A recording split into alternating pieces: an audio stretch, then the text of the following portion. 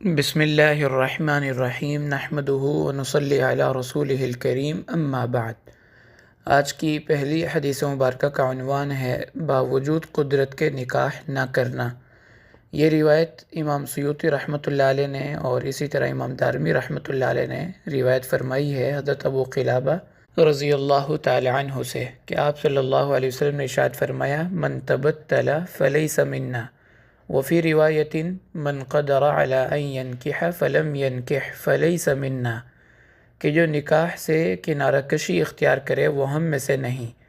دوسری حدیث مبارکہ کا ترجمہ ہے کہ جو باوجود استطاعت کے نکاح نہ کرے وہ ہم میں سے نہیں،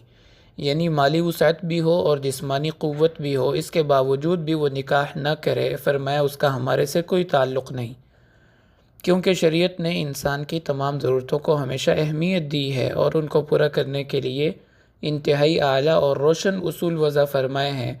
انہی ضرورتوں میں سے ایک انسان کی جنسی ضرورت ہے، جس کے لیے نکاح جیسا مبارک عمل مشروع کیا گیا، جس کو انسانی نسل کے بقا کا ذریعہ بنایا اور نسب انسانی کی حفاظت کا ذریعہ بنایا، آدھا ایمان قرار دیا اور ایمان کی تکمیل کا زینہ بتایا گیا۔ مزید یہ کہ نکاح کا مبارک عمل تمام انبیاء اکرام کی سنت ہے، اور انسانیت میں سب سے پہلے جو رشتہ وجود میں آیا وہ ماں باپ اور اولاد کا نہیں بلکہ میاں بیوی کا رشتہ ہے، جو سب سے پہلے وجود میں آیا۔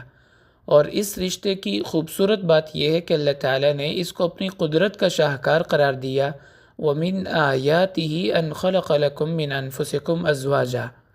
اور ایک حدیث میں فرمایا کہ نکاح میری سنت ہے، اور جو میری اس سنت کو چھوڑے اس کا میرے سے کوئی تعلق نہیں۔ اس لیے شریعت کا حکم ہے کہ نکاح کو آسان بناؤ، کیونکہ جس معاشرے میں نکاح آسان ہوگا وہاں پہ زنا مشکل ہوگا، جہاں پہ نکاح مشکل ہو جائے گا وہاں زنا عام ہو جائے گا۔ اور ایک حدیث میں آپ نے فرمایا کہ 4 چیزیں تمام انبیاء کی سنت ہیں، ان میں سے ایک بات فرمائی کہ نکاح کرنا، یہ تمام انبیاء کی سنت ہے۔ اس کے علاوہ فرمایا خوشبو لگانا، مسواک استعمال کرنا اور حیا و پاک دامنی کی زندگی گزارنا، یہ 4 چیزیں تمام انبیاء کی سنتیں ہیں۔ دوسری حدیث مبارکہ کا عنوان ہے مصیبت میں شرعی حدود سے تجاوز کرنا۔ یہ روایت نسائی، مسلم، ابو داؤد، ابن ماجہ سب کتابوں میں موجود ہے۔ حضرت ابو موسیٰ اشعری رضی اللہ تعالی عنہ کی سند سے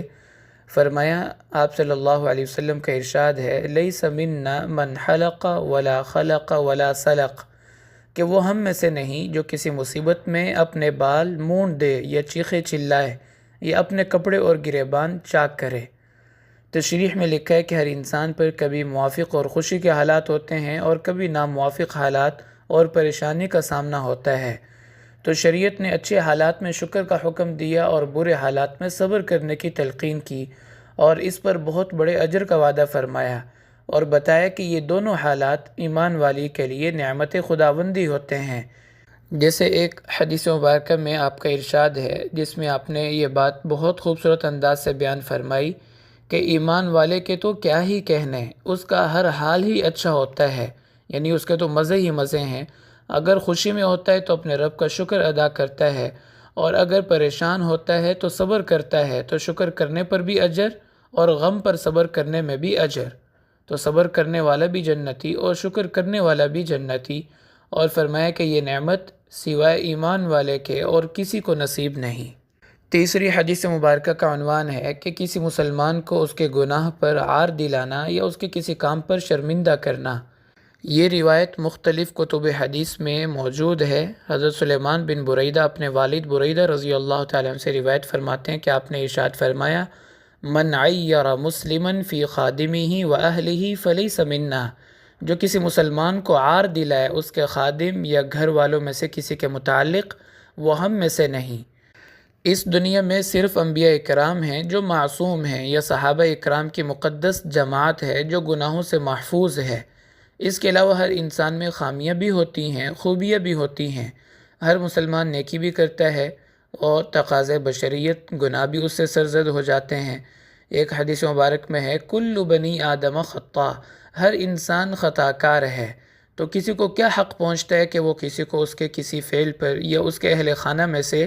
کسی کے فعل پر اس کو عار دلائے یا شرمسار کرے، جبکہ وہ خود بھی کئی عیوب کا مجموعہ ہے۔ اس لیے شریعت نے کیا ہی خوبصورت اصول دیا کہ انسان دوسروں کے بارے میں حسن ظن رکھے اور اپنے بارے میں فکر مند رہے، کیونکہ کل قیامت میں انسان سے اس کے اپنے بارے میں سوال ہوگا تو بس اپنی فکر کرے اور دوسروں کے معاملات ان کے رب پر چھوڑ دے۔ علماء فرماتے ہیں کہ جس انسان سے اللہ تعالیٰ راضی ہوتے ہیں اس پر اس کے گناہ اور عیوب کھل جاتے ہیں جن پر اس کو توبہ کی توفیق ملتی رہتی ہے،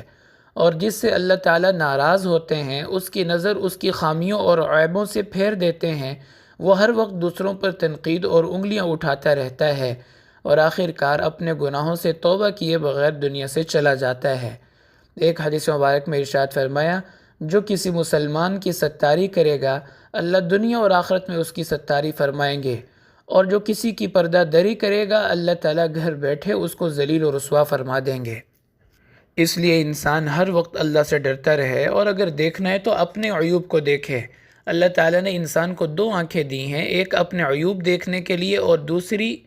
لوگوں کی اچھائیاں دیکھنے کے لیے۔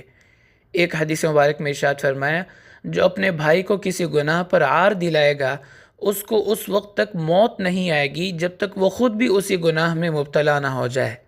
اللہ تعالیٰ ہماری حفاظت فرمائے۔ یہ روایت امام ترمذی رحمۃ اللہ علیہ نے حضرت معاذ بن جبل رضی اللہ تعالیٰ کی سند سے ذکر فرمائی ہے۔